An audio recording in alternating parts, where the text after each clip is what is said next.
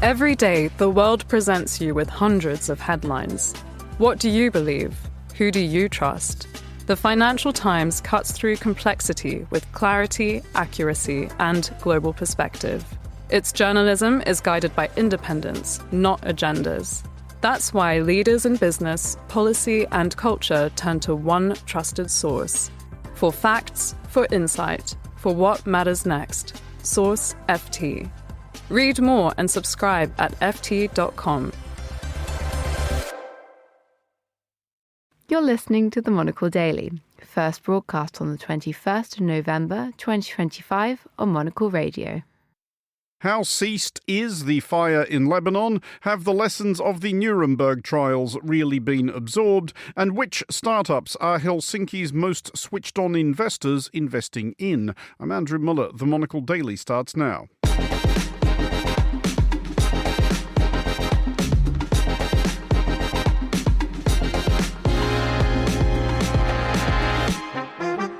Hello and welcome to the Monocle Daily, coming to you from our studios here at Midori House in London. I'm Andrew Muller. Our in-house guests, Leila Milana Allen and Petri Burtsov, will check in from Lebanon and Finland respectively. We'll reflect on the 80th anniversary of one of the most momentous courtroom speeches ever given, and we'll have our weekly wrap-up of what we've learned. Stay tuned, all that and more coming up right here on the Monocle Daily.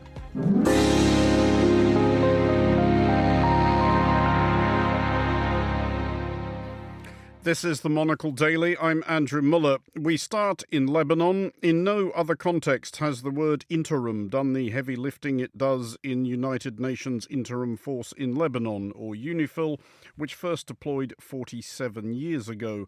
While Unifil has often been criticised in the ongoing interim since for taking a somewhat relaxed attitude to implementing or enforcing the UN Security Council resolutions which are supposed to have ensured the removal of all non-state armies and armaments from the area of Lebanon it patrols, it has at least been keeping count of violations of the latest ceasefire between Israel and Hezbollah, agreed in late 2024.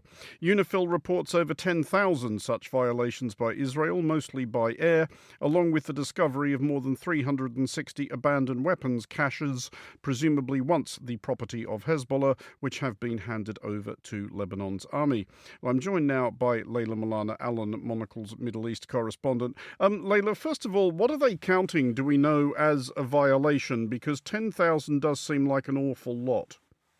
It is an awful lot, but it's actually not an awful lot, both if you are familiar with the behavior of the Israeli armed forces in Lebanon, and also if you've seen what's been happening over the last year. So what Unifil has catalogued is 7,500 airspace violations, which means Israeli military jets coming into Lebanese airspace, and 2,500, nearly 2,500 ground violations, which is Israeli troops and tanks on Lebanese territory. Now, even before the war last year started, for many years, and I, of course, lived in Beirut for many years, it was daily practice that Israeli jets would come, they would fly over Beirut, which they're not supposed to do. They would do practice bombing runs, which many people in Lebanon felt was in order to intimidate the Lebanese population. There would be a complaint registered with the UN and absolutely nothing would be done.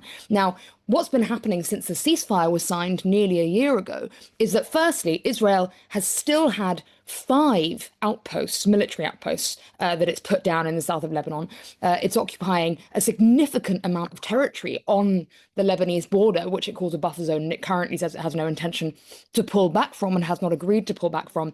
And as I say, many air violations, many of them resulting in airstrikes. Just this week, there have been several across the south of Lebanon. On Tuesday, there was one on the Ain al-Helwa Palestinian refugee camp where 13 people were killed. And these strikes continue. And what the Israeli army always says is that they are either a Hezbollah weapons cache or a Hamas military base or a Palestinian Islamic Jihad military base. And often the people in those areas say, no, we're just civilians. Now, we know that at least 100 civilians have been killed since the ceasefire deal was signed, potentially more.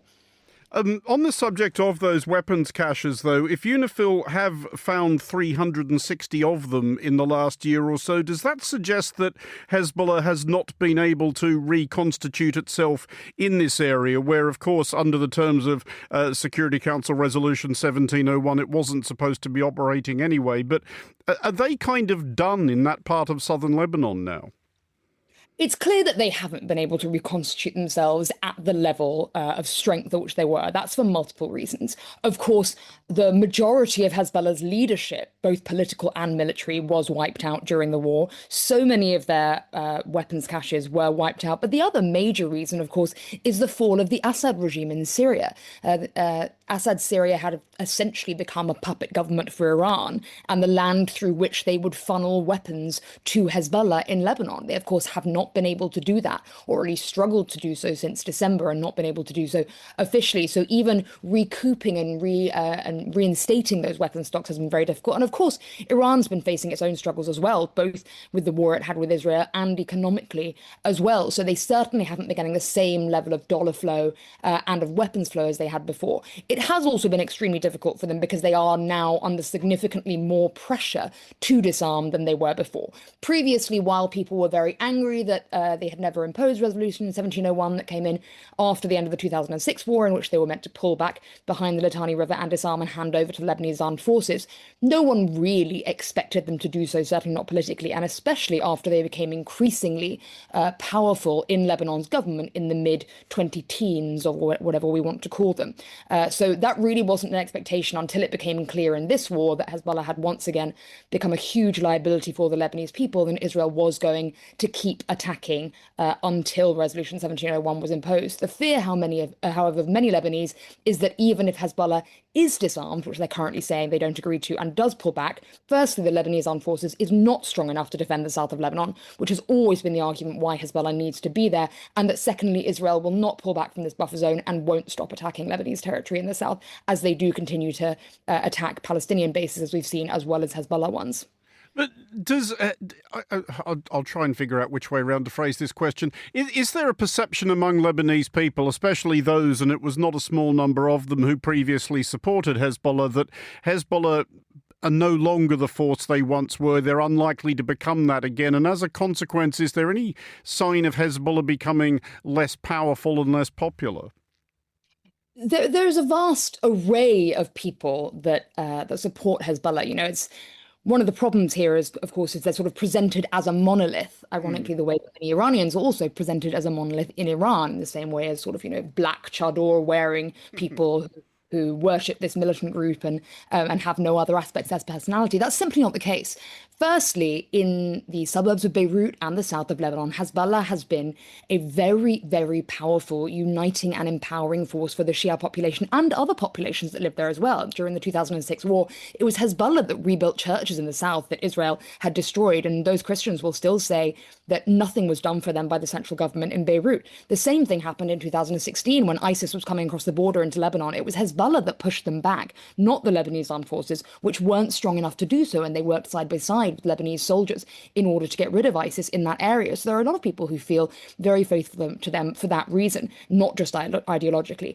Also, they are really the most functional government group in Lebanon, unlike all the other sects which are led, or have been for many years, by essentially the same warlords that ran the Lebanese civil war and just take the resources of Lebanon for themselves and don't help the people. Hezbollah is actually a social force that distributes a lot of money and social support to people who are living in its communities. And whatever else the criticisms of them, they are not corrupt within Lebanon like the other parties are. So there are lots of reasons why they're supported. And the other is that for disenfranchised, unemployed young Shia men in the south, it is the best way to make a good salary because they pay in dollars. And Lebanon, of course, has been going through an incredible financial crisis for the last few years. So all those reasons still remain. However, the reality is that Hezbollah has been so severely decimated, and also the risk of living in the south right now is so great that there are some people who not necessarily have lost all their ideological support for Hezbollah, but certainly are starting to think maybe the weapons aren't worth it now. And particularly because right now, of course, Lebanon, for the first time in many years, has a government that at least seems to be trying to do something for the people. Well, that last point is a theme of an article you have in the current edition of Monocle magazine, which should be on newsstands near our listeners now or now about. Just finally, while we have you here, and without giving away the ending or too many spoilers, introduce the piece. So it was rather wonderful when I emailed my editor at Monocle saying, "You'll never guess what, I've got a positive Lebanon pitch for you." After so many years living in the country and reporting on the insufferable woes that people there have had to endure, the incredible Lebanese people have had to go through, horror after horror.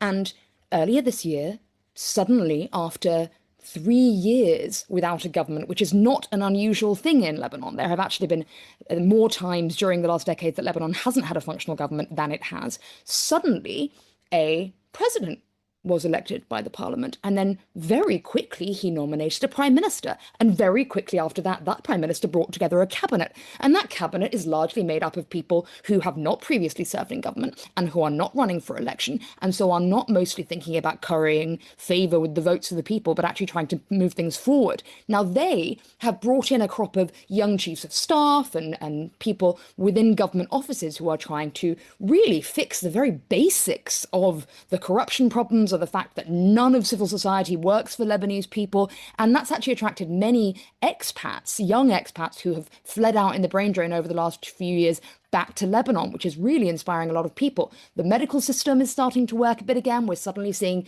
improvements in electricity and roads. Incredibly, there are things like traffic tickets being handed out on the streets. Now, these may not sound like the sexiest changes in the world, but the reality is that basic functionality in Lebanon has not worked for years, if not more than a decade. And these changes are making people believe that actually this is a government that might be able to do something for them, or at the very least is trying to fill the holes in the foundation. They have not got long. They've only got until spring next year, because they only got 18 months in power, because for most of the term it had been a caretaker government unable to agree on a new president and thus a new government. But they are doing their best, and that sets the scene for the people we speak to in the piece, trying to see if even in the atmosphere of ongoing Israeli strikes, the problems with Hezbollah, all the issues that Lebanon faces, there is for the first time a lot of hope that Lebanon might be taking a new step forward. Leila Malana Allen, Monocle's Middle East correspondent, thanks for joining us.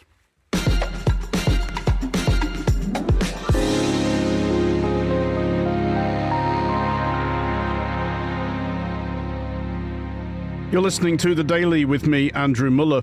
80 years ago today, a new age and a new idea of justice was given life. Robert H. Jackson, an Associate Justice of the Supreme Court of the United States, addressed a German courtroom as a prosecutor, representing, as he put it, the struggling and imperfect thing called civilization. The Nuremberg trials had begun. The privilege of opening the first trial in history for crimes against the peace of the world imposes a grave responsibility. The wrongs which we seek to condemn and punish have been so calculated, so malignant and so devastating that civilization cannot tolerate their being ignored, because it cannot survive their being repeated. Robert H. Jackson launching the Nuremberg trials 80 years ago today. And I'm joined with more by Kristen McMahon, president of the Robert H. Jackson Centre. Kristen, also later in that speech, he described what they were doing at Nuremberg as one of the most significant tributes power has paid to reason, this being the idea of putting the vanquished enemy on trial rather than just up against a wall, which is what many had advocated, Winston Churchill not least among them. How important do you think it was to put the Nazis on trial rather than just deal with them in a more summary manner? So for Robert H. Jackson, this was a way to hopefully encourage countries in the future to think of any other way to solve their challenges except by going to war. And so there's a couple of reasons here. One, they also describe it as justice that the Nazis probably wouldn't have given their enemies if the Nazis had been successful. Two, it was clearly an international effort. So you had all of these countries of the world, not just the four that actually were active prosecutors during this case, but up to, I think it was 15 others who signed on to this work. And so really beginning that understanding of, as a unit, the global country system has a way to move forward with hopefully deterring things like this in the future. I mean, is it clear how nervous Jackson and the other prosecutors were about what they were doing? Because there was certainly a lot of controversy about it. I mean, the then Supreme Court Chief Justice, Harlan F. Stone, referred to the trials as Jackson's high-grade lynching party. The defendants themselves thought it was a show trial. The Soviets, who were all for the trial, actually might have intended it for it to be a show trial because they were very fond of such things. But how important did Jackson think was punctiliously adhering to due process? He thought it was really the crux of this. His opening statement is 3.5 hours long. And part of that is because he knows that these questions are out there. And so part of his opening statement, and because it is recorded and broadcast to the world, he knows everybody is listening, is to help them understand why this trial, why this fashion of a trial, what they hope to show with the evidence and all of that. And as your audience heard, because we can't survive these continuing to be repeated over and over again. That the line that you quoted about the four great nations flushed with victory who are voluntarily submitting their captive enemies is one of my favorites in his entire opening statement, and it's in paragraph 2. So it really lays out for you why they are doing this. He is well aware of all of the criticisms about it. He had a lot of conversations during the negotiations with the Russians and with Great Britain and the French representatives as to how this trial should be structured, why it needed to be structured this way. And ultimately, when you get to the verdicts, which not all 22 of the defendants were found guilty, really validated the system that he set up. And I think helped curtail a lot of the criticism as to, isn't this just Victor's justice? I mean, that criticism keeps being made about, I guess, what we might think of as descendants of Nuremberg, because we have seen it now happens reasonably frequently. Current or former heads of state or government indicted, in some cases tried and even imprisoned for crimes committed while they were serving. Is it clear in retrospect that that's what Jackson and others putting the trial together hoped to accomplish, that they wanted to establish some sort of architecture which would pursue even people at the highest levels for the biggest crimes?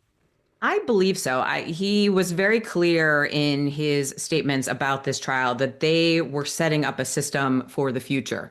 He even says at one point that the system that we are established here today to judge others is how we will be judged in the future. And so he really was, I think, intending this to be a legacy act, that this was, and while not perfect, there's no legal system is absolutely perfect. This was at least enough of a roadmap for the world to move forward with, if they so choose, in these types of tribunals.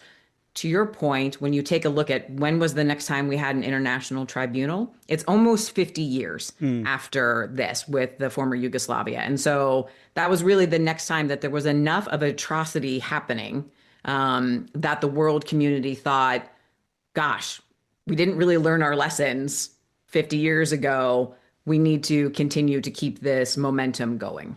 Well, on the subject of lessons learned, I mean, there are a lot of great lines in that opening address, and long though it is, I do commend a revisit to our listeners. It's where he says, civilization can afford no compromise with the social forces that would gain renewed strength if we deal ambiguously or indecisively with the men in whom these forces now precariously survive. Unfortunately, those forces that he described have proved fairly durable. So on that score, do we assess Nuremberg as a failure? I don't think so. I think it was the mechanism at the time, and it was a very successful mechanism for 1945, 1946. I think where the challenges come in is how it has evolved into our modern era, how seriously the leaders of the world's countries view it today, the deference that they give to the concept of international justice. as with all courts, they sort of suffer from an enforcement mechanism. That's just not something that's built into the judicial system. So the power of the courts is really reliant on leaders of countries believing that they have force and effect. To your point, there are a lot of questions about the international justice system today and whether it is still functioning in the way that it should. And if it's not, what are the possible solutions to that? I mean, we are now in the extraordinary position where relatively senior American lawmakers have felt it necessary to remind American troops of, I guess, what is the key lesson that we derive from Nuremberg, which is that following orders is no defense. Is the fact that that has become conventional wisdom in itself perhaps a useful legacy of these trials? 100%. I think that, and you see it through conflicts around the world. If we go back to Vietnam with the American forces there and the My Lai massacre, and, this was conversation. So this is a repeatable and a repeated conversation as well that with each generation, and I think this speaks to history in and of itself.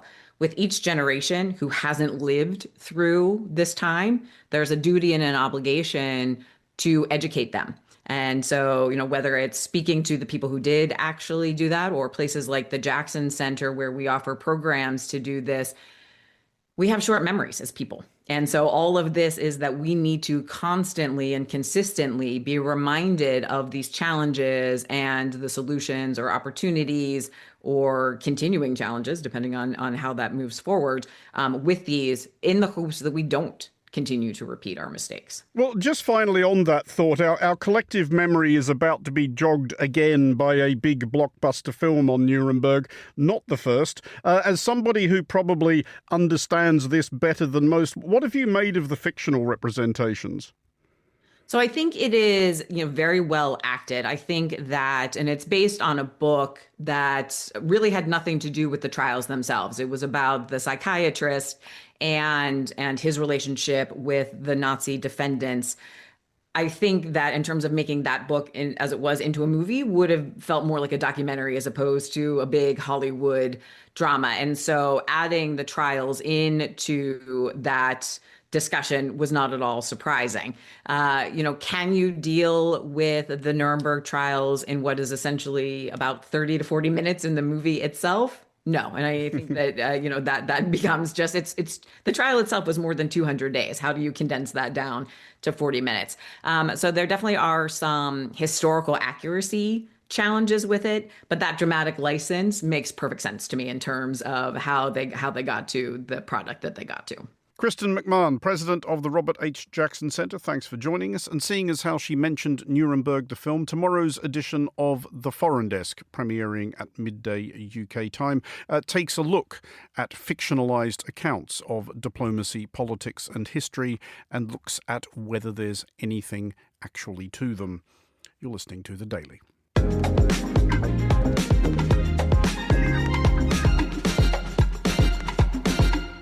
This is The Daily on Monocle Radio. Slush, which bills itself as the world's most founder-focused startup event, opened in Helsinki yesterday, drawing more than 13,000 attendees, 6,000 company founders, and some 3,500 investors overseeing a combined $4 trillion in capital. Monocle's Helsinki correspondent Petri Burtsoff is there now.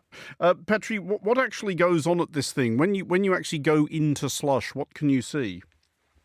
Hi, Andrew. So I'm pretty much the only one here who isn't with millions and millions of dollars to invest. So basically what goes on here, think of it as a speed dating, 2 days of speed dating for those people in the world who have all the money and those people in the world who have all the best ideas for how to save, let's say, how to save humanity or how about just making a lot of money very, very quickly. So it's basically an event for founders to find money, and it's an event for those with money to find nice companies to invest in. I mean, does it have or whether deliberately or otherwise, this year a particular theme? Do you notice anything about what people are especially excited by? Yeah, well, it doesn't have they don't pick a theme for each year. But obviously, I mean, I've been speaking to a lot of investors. I've been speaking to a lot of founders, and a lot of it is about AI. But I have good news for you. It's not only about AI. It's also about this thing called in the tech community they call it deep tech. So this is basically tech that is not tech for the sake of tech, not technology for the sake of technology, but technology that is actually solving problems. I've met founders of companies who specialize in solving food insecurity problems. There's quantum computing. There's all kinds of sort of biology related inventions, and we have a couple of clips actually. So I'd like to play this clip. This is the founder of a Finnish company that is able to produce egg protein without chickens in a lab. Let's hear what she had to say. We are actually producing animal protein without any animals. So we have a fungus that is able to produce chicken ovalbumin in a bioreactor. We have now scaled up the manufacturing to 62,000 liters, so it's quite nice scale already. We recently got the FDA approval, or the no questions letter from the FDA, so we are ready to start the commercialization. I mean, this is one of the holy grails which people discuss, the idea of meat-free meat. How did they give any sense of how close they thought it was to market?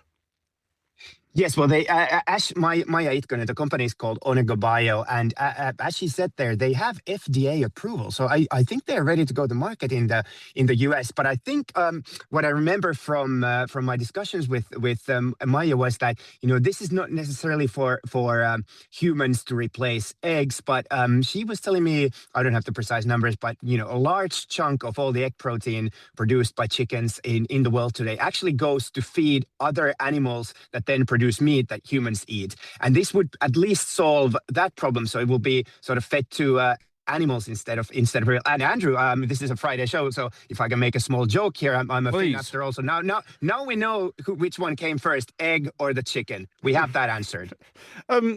It's obviously not necessarily the most hospitable time of year to be holding an event in Helsinki. Does it nevertheless draw venture capitalists from all over? It does, and I think that's the reason why it draws. I mean, think about it. Helsinki it's about -1. It was -10 yesterday. It was snowy. It was actually slushy. It's slushy even today. And we have people flying in with their private jets from the Silicon Valley. It's not like they don't have good startup ideas in the Silicon Valley, but the pitch is so crazy, so nuts that nobody in their right mind would come to Helsinki in November. It's dark, it's cold, it's miserable. Nobody smiles. I mean, mind you, we don't smile in the summer either, but you get the point. And I think because it's so extreme. They have pitching competitions in an ice bucket. They have saunas. They have all this crazy stuff, and I guess it just grabs people's attention. So they all the biggest venture capitalist funds in the world are present. And I actually spoke with a partner of one of them called Axel, and this guy was called Zenia Loginov, and he was asking, I basically asked him where the smart money is going to, and his answer was AI. But let's hear what he said. This is the big change. So as a VC, you're looking for what are the big things that are shifting in the world, and what are the big things that can produce great return on investment and also great kind of productivity gains for the humanity. And I think for the current 5 to 10 years, the AI is the biggest shift, and we are looking for how it's going to manifest itself across all layers of what we do as humans.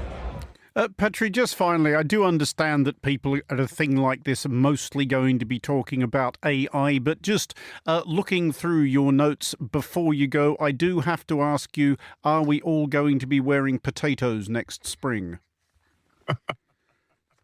No, we're not. But there were some companies also doing some innovative stuff with potatoes, and that's the thing. As we heard from my earlier clip about the egg protein, and it's about much more than AI. There was also a company I interviewed that makes micro robots. And when I say micro, they're really micro. So these are robots that go inside, and I'm not kidding you, Andrew. These are robots that go inside your brain when doctors do brain surgery, and instead of using these blunt instruments that they still used for brain surgery. These are robots that can carry out the surgery for you. I think the company was called Roboté. It's a French company, one of the most promising ones that I met. So yes, a lot of it is AI, but there's so much more, thank God. Petri Bertsoff, Monocle's Helsinki correspondent, thank you for joining us.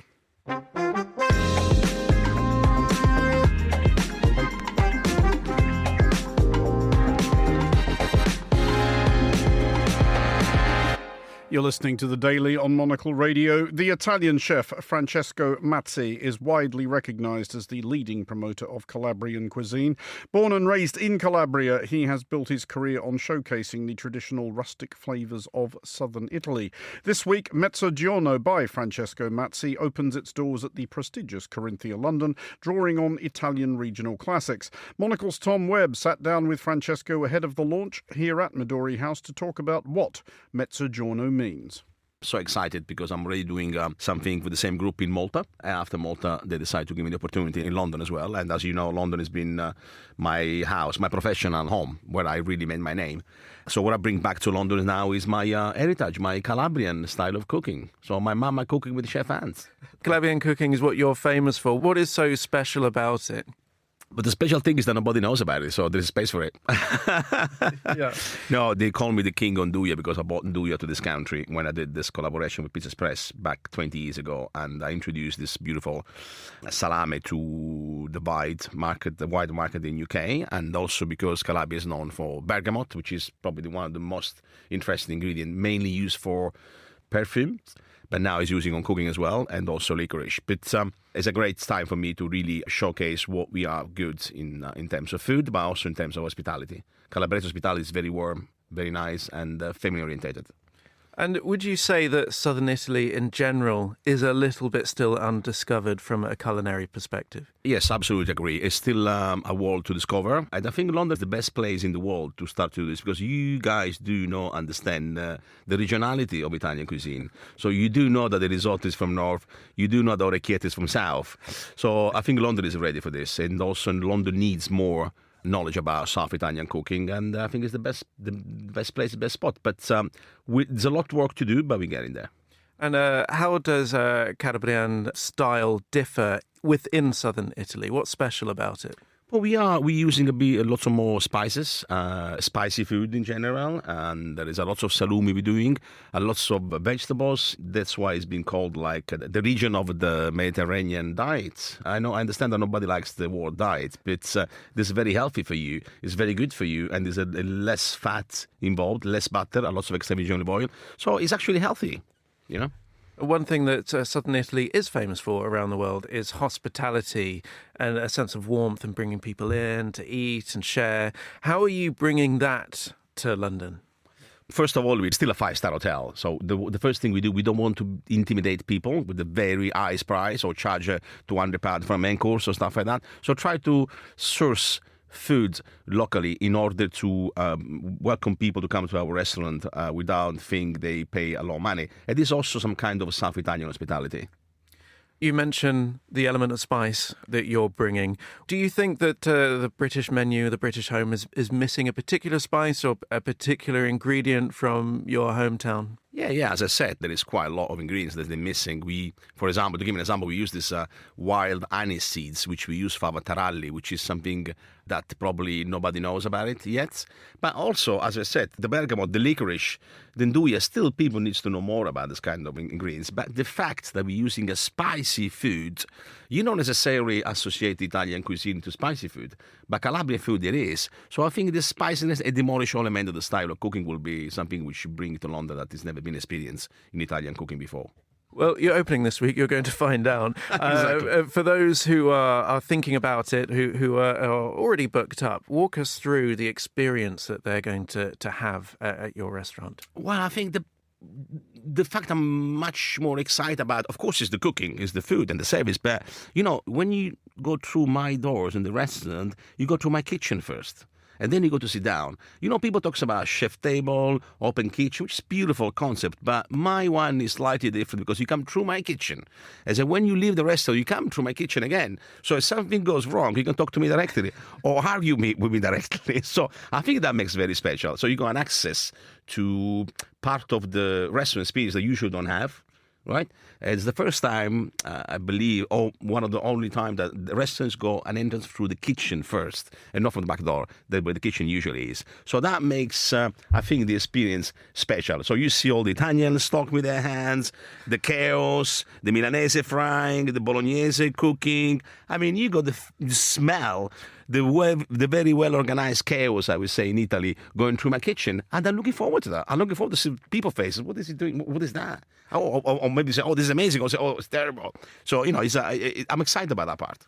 And is that by design, or you're just having to work with that format? To be honest with you, it wants to be that format, and that's why I liked this idea. That's why when I presented the concept to the family, to the board, they say, I think it will work very well. It's my style of cooking. The kitchen is in my hands. It feels like I'm home. So when you come home to my home, you come to my kitchen, and then you eat in my kitchen. So it's the same in Mezzogiorno. So it's going to be the same. I mean, at least the same feeling. Hopefully, the food's going to be better than my kitchen at home.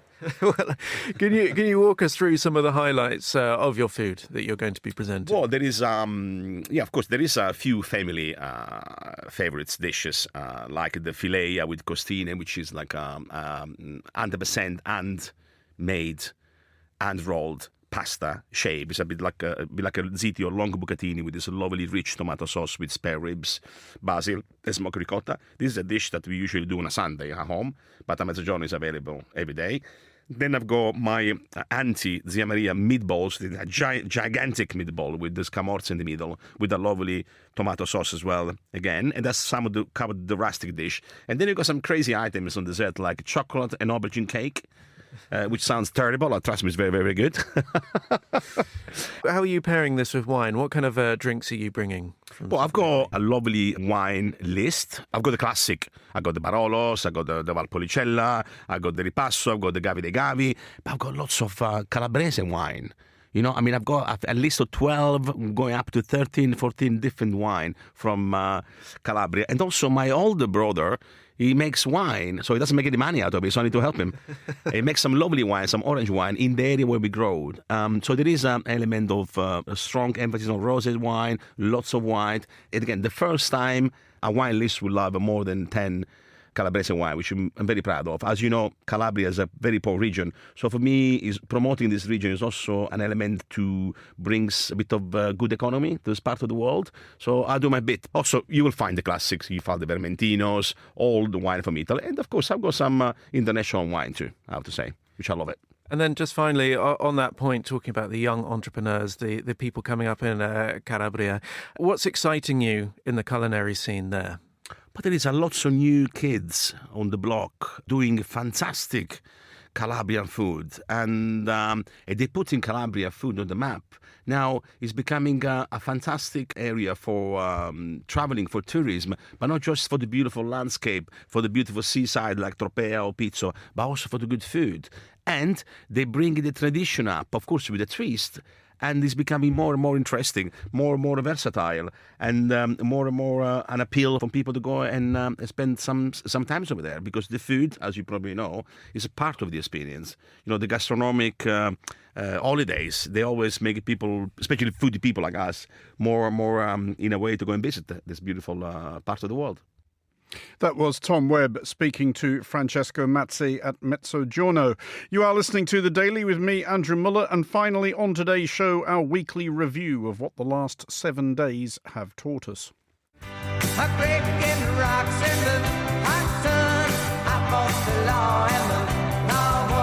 We learned this week that J.D. Vance had been sent to prison for 2 years.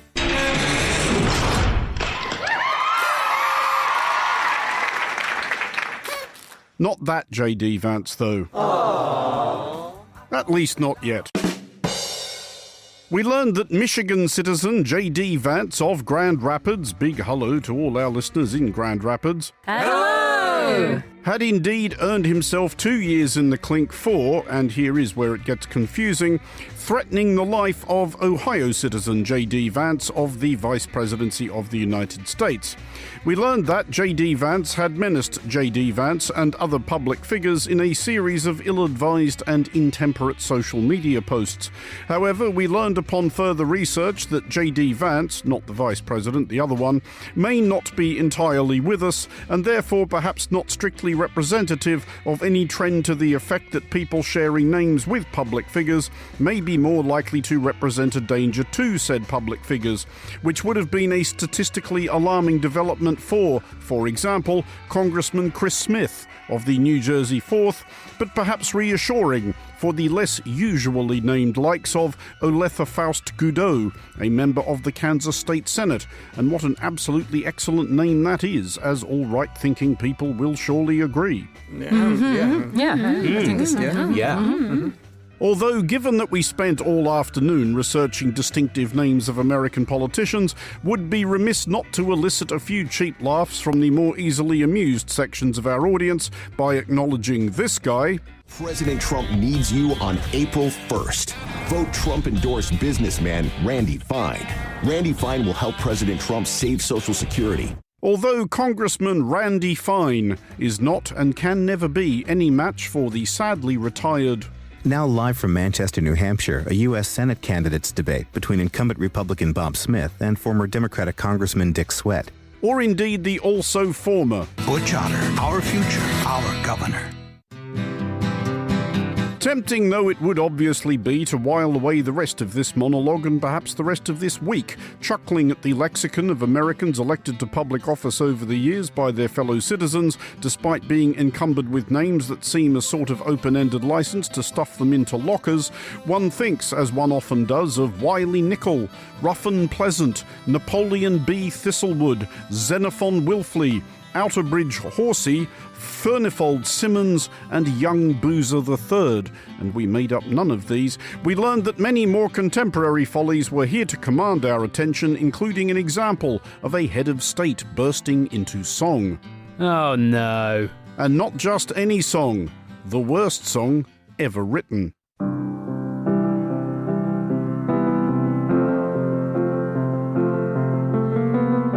It absolutely is, and you know it. Musically inane, lyrically vacuous, and culturally pernicious, has spent half a century reassuring total fatheads that they are good people for insisting that the world's problems can be solved by everybody somehow simply getting along, no thinking or learning required. We learned that the latest politically and actually tone-deaf karaokeist to seize a microphone and honk his way through John Lennon's regrettably inextinguishable anthem for the medically half-witted was Venezuelan president, as of this recording, Nicolas Maduro. Alfred Nazaret, ¿cómo era la canción de John Lennon? Imagine us people. But sticking with the subject of eccentric demagogues known for an almost fetishistic relationship with a 1970s hit by New York City-based artists exulting in a prospective utopia of brotherly love,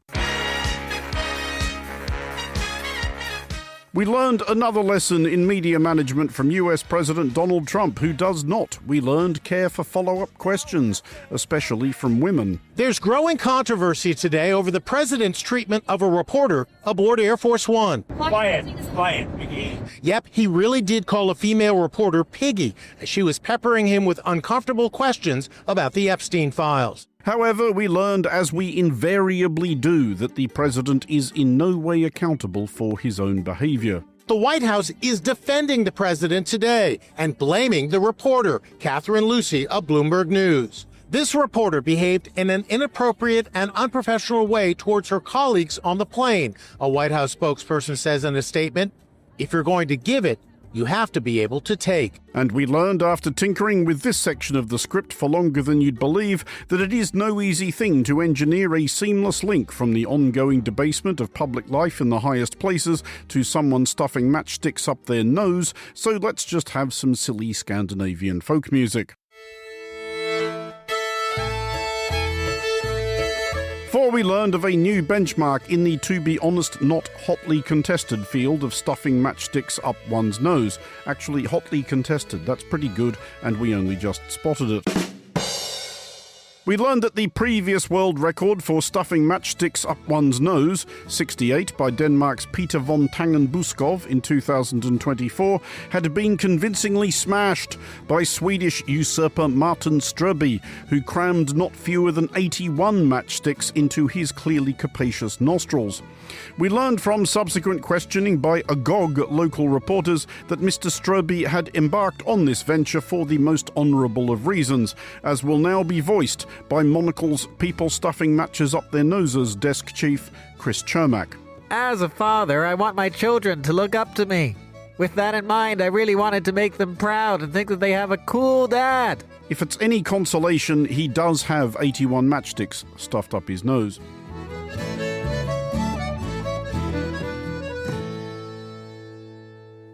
And that is all for this edition of the Monocle Daily. Today's show was produced by Hassan Addison and researched by Joanna Moser. Our sound engineer was Steph Chungu. I'm Andrew Muller here in London. The Daily is back at the same time on Monday. Thanks for listening and have a great weekend.